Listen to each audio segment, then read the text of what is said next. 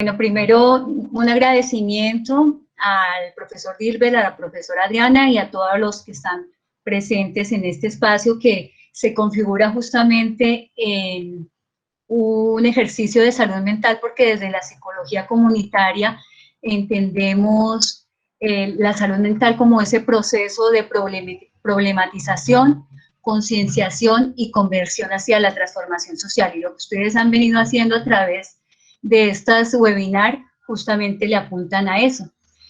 Una vez dicho eso, pues en el marco de la investigación que realizamos, quisimos dar respuesta a cómo los estilos educativos parentales influyen en la participación comunitaria. Se trató de una investigación de metodología cualitativa con un enfoque etnográfico, nos valimos de técnicas como la entrevista abierta, los grupos focales y la observación participante que pues permitió la implicación de nosotras como investigadoras y que por fortuna todavía tenemos conexión con la red de mujeres solidarias de la comunidad en la que hicimos la investigación en el barrio Bello Horizonte.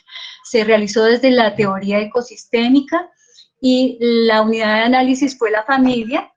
Los estilos educativos parentales que se estudiaron se hicieron a través de las perspectivas teóricas que propone Diana Maurín, Musito Icaba y otros investigadores con respecto al tema sobre los estilos autoritario-democrático, autoritario, el negligente y el indulgente. En cuanto a la categoría participación comunitaria, tuvimos en cuenta factores como el sentido de comunidad, la identidad comunitaria y factores propios de la participación comunitaria. Por el escaso tiempo que tenemos, les cuento que una vez analizados los discursos, tanto dentro de las familias como en las organizaciones comunitarias, en la organización comunitaria, pues encontramos que las familias que puntuaron o que tuvieron una tendencia hacia un estilo autoritativo o democrático, que es el estilo que favorece la participación de sus miembros, que tiene un equilibrio entre afecto y autoridad, pues esas familias se componían de personas tenían un nivel de estudio entre bachilleres o profesionales. Encontramos que había la implicación en esa formación educativa de ambas figuras paternas. En el autoritario, que es el estilo educativo donde prevalece la autoridad, la norma, el afecto no tiene un mayor valor relevante, y el negligente, que es donde es un total abandono de la familia. Encontramos un escaso nivel educativo, violencia intrafamiliar recurrente y la figura paterna ausente. Si bien estaba el rol de padre, pues no cumplía con ese rol. Toda la formación quedaba en manos de la mujer. El indulgente permisivo, nuestras familias dieron desde un nivel de educación media, generalmente compuestas por padres jóvenes. Igual no sucedió con la figura paterna, tanto en el autoritario como en el negligente y como en el indulgente, pues es evidente la concepción machista cultural en virtud de esa figura paterna ausente, tal como lo planteó Musito en el año 2000. ¿Qué encontramos con relación a la participación comunitaria? De los discursos, de ese análisis de discursos que hicimos, el sentido de comunidad pues es relevante, tanto el sentido de comunidad reconocido como la influencia del grupo, la membresía, los lazos emocionales compartidos, y esa identidad comunitaria, esa solidaridad y compromiso fue muy relevante. Si ustedes observan en la presentación, la tendencia era relevante. Mientras en los discursos del sistema familiar, en cuanto a sentido de comunidad, identidad comunitaria y solidaridad, pues no puntuaron muy altos. Lo que sí observamos, por ejemplo, desde los hijos, porque hicimos grupos vocales para con ellos de acuerdo con la edad. Entonces, por ejemplo, en el caso de los niños y niñas especialmente, la solidaridad y compromiso puntuaron alto, alto allí.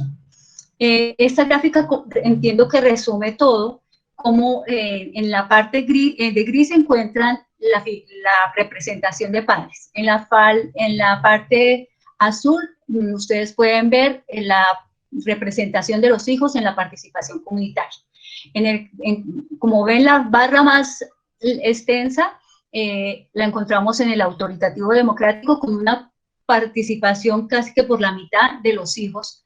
En el autoritario lo que encontramos fue que individualmente las personas participan en una proporción media con respecto al autoritativo democrático, y la participación de los hijos ni de los padres en el indulgente permisivo y en el negligente.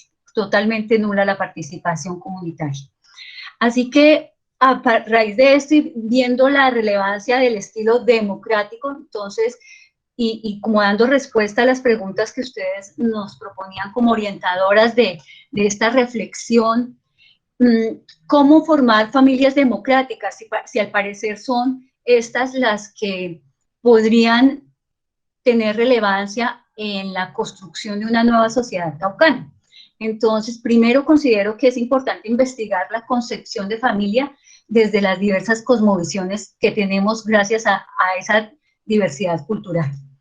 Segundo, es importante implantar una cultura de derechos humanos, que dé una resignificación a la vida y a la dignidad humana, al sentido de vida, y que conlleve a la reducción de las pobrezas, porque hoy lo que percibimos dentro de nuestras comunidades es una pobreza cultural determinada porque no tenemos la educación en derechos humanos y no tenemos tampoco la educación en esa identidad cultural que nos hace partícipes y pertenecientes a una comunidad. Tampoco encontramos que tenemos una pobreza moral, y esa pobreza moral está determinada por esos altos índices de corrupción con que hoy lastimosamente nuestro país cuenta, y pues de eso no es ajeno el departamento del Cauca. Y una pobreza política que finalmente pues solamente favorece al sector político tradicional y que generalmente nos lleva al sometimiento de la pobreza en que se encuentran nuestras comunidades. Entonces, creo que desde la postura de una cultura de derechos humanos es importante allí incidir. Igual, estamos trabajando con un grupo de colegas, un programa de inteligencia emocional para la convivencia familiar y comunitaria. Es necesario llevar estrategias de crianza positiva, de comunicación asertiva, cómo hoy hablar de comunicación sin dolor para la reconciliación, cuando pues desde nuestras familias estamos generando núcleos completamente insalubres. Cómo hablar de reconciliación cuando, siendo el sistema familiar el componente más importante en el fortalecimiento del ser humano, pues no les estamos dando las herramientas. Decimos que los padres venimos sin la lista de chequeo de todo lo que tenemos que aprender, pero hoy tenemos un conocimiento y que podemos entrar a compartir con nuestras comunidades. En empatía, en hábitos saludables, también es importante establecer y enseñar y formar a nuestras comunidades. Pero para eso, ¿qué necesitamos? Una red de promotores, y más que promotores, de gestores de salud mental, que sea intersectorial, que vaya a las bases, donde tenga representación toda nuestra comunidad, donde tenga, se supone que gracias a la política de salud mental, hoy nuestras alcaldías deben contar con esa red de gestores de salud mental. Entonces necesitamos que tanto el sector educación, tanto el sector salud, el sector cultural, el sector ciencia, pues le apueste a esta estrategia que quisiéramos plantear. Igual reconocemos la relevancia de los profesionales en ciencias humanas y sociales y de la salud para implementar y la necesidad de fortalecer esos perfiles y esas capacidades humanas y profesionales.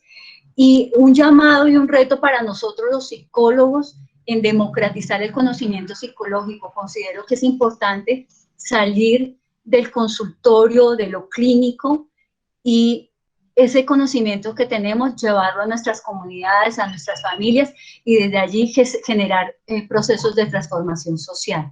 Lo dejo allí en el tintero para que lo consideremos, y muchas gracias por su atención.